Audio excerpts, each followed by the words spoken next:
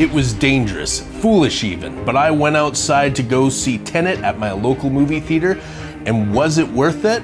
Yeah, it was pretty damn worth it. You can go into this film with as few expectations or as many expectations as you already have for a Christopher Nolan movie, and it will blow your mind. Nolan has said that he's been working on the ideas behind this movie for 20 years, and you really get the feeling that this is the movie he's always wanted to make, because it's just such a classic Christopher Nolan film.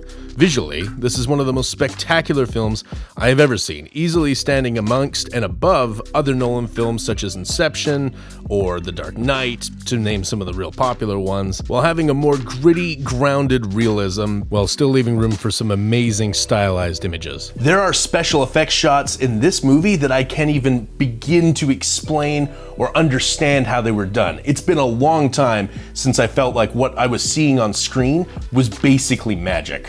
The cinematography of several-time Nolan collaborator Hoyt van Hoytema is on full display in this movie, and it rides an impossible line between dreamlike and viscerally destructive that gives this film a visual impact that is brutally effective, combined with a soundtrack that pulses in alternatingly more frantic and more brooding frequencies, with clever tie-ins that marry the sound design to the on-screen action. For example, the movie opens up with a set of strings that are both ascending and descending, kind of trying to compete and sort of tune together, and it's a really unnerving, sort of cool cinematic sound. And then you pan around a bit, you realize there's actually just like an orchestra in an opera house, and they're tuning their instruments, really grounding it to the action overall. I would recommend seeing Tenet in theaters in a premium format like IMAX if possible, because this movie is a wonderfully powerful assault to the senses. As far as plot goes, the movie makes Interstellar or Inception feel downright linear in comparison, because keeping up with the very complex and cerebral storyline is a challenge.